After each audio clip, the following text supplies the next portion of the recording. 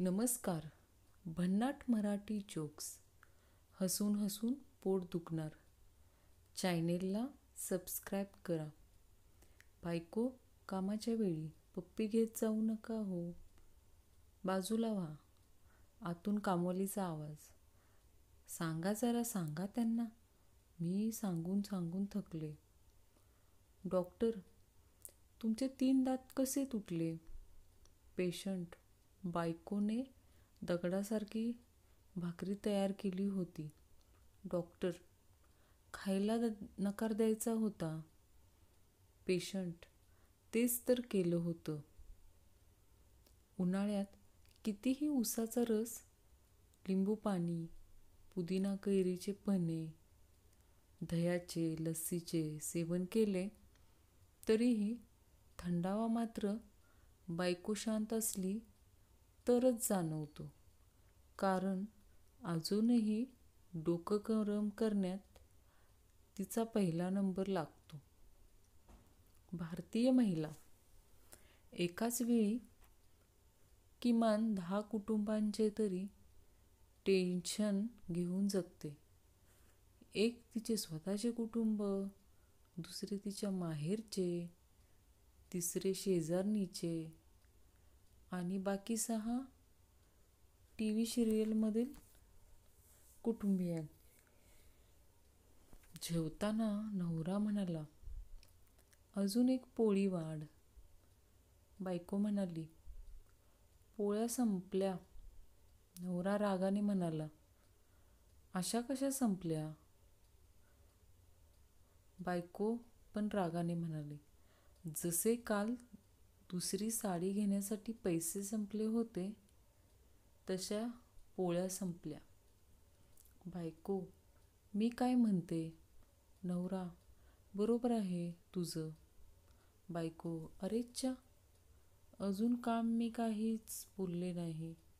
नवरा, काय फरक पडतो? तरीही तुझंच बरोबर आहे. STचं अर्ध तिकीट झालं तसं विमानाचं अर्ध तिकीट झालं तर बाहेर देशात फिरून येईन म्हणते. London, Paris, Europe, Canada. माझ्या पूर्ण घरात 8 बल्ब आणि 3 ट्यूबलाईट आहेत. तरी बायको म्हणते, तुम्ही मला आजपर्यंत अंधारात ठेवले. स्वारगेटवर मुंबईची मुलगी आपल्या कॉलेज स्टाईलमध्ये तुच्छतेने कंडक्टरला विचारते, हे डबडं केव्हा हलणार इथून? कंडक्टर अदबीने सस्मित, कचरा भरल्यानंतर लगेचच. तात्पर्य, महामंडळाच्या कंडक्टरचा नाद करू नये. असं वाटतंय तुझ्याकडे यावं, बसावं, बोलावं, फक्त तुझ्या या प्रेमळ डोळ्यात बघावं. अन बघता बघता तुला घेऊन पळून जावं. काट्याने काटा निघतो.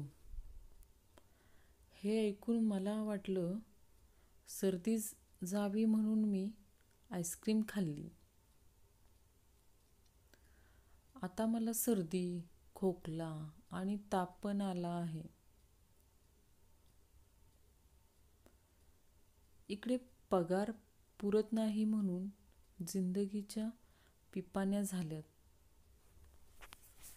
आणि मंडळाची पोरं शेठ, अध्यक्ष, आधारस्तंभ, साहेब म्हणून हाक मारतात. नेहमी हंतरून पाहून पाय पसरावे, नाही तर लय ढात चावतात बघा.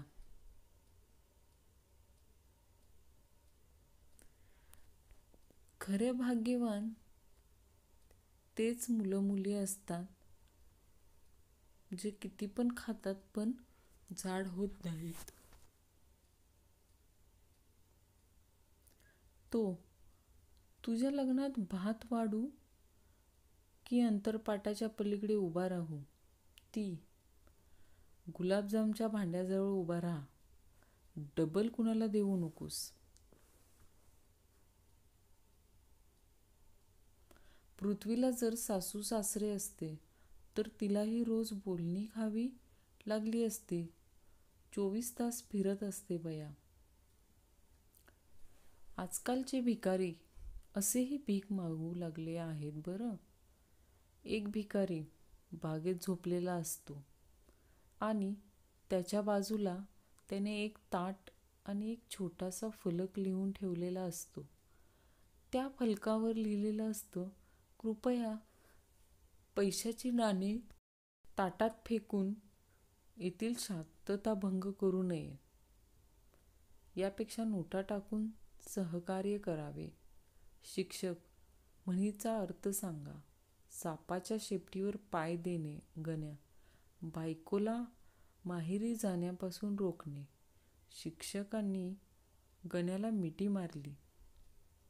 प्रत्येक घरोघरी वापरले जाणारे बायकोचं एक प्रसिद्ध वाक्य. माझ्या जागी दुसरी कोणी बी असती तर टिकलीच नसती. नवऱ्याची ढेरी वाढण्याचं सर्वात मोठं कारण, अहो थोडाच भात उरलाय, खाऊन टाका, नाही तर सकाळपर्यंत खराब होईल. आयुष्यात एवढं मोठं बनायचंय की EXचा मुलगा म्हणायला पाहिजे, काश हे माझे पप्पा असते. आज ती नळावर भांडी घासताना दिसली. जिचं WhatsApp status I don't work, I am princess असं होतं. जे नशिबात आहे ते तुम्ही टाळू शकत नाही. बटाटे घेताना जे बटाटे खराब म्हणून तुम्ही वेगळे करता तेच तुम्हाला समोसे आणि पाणीपुरीमध्ये परत मिळतात.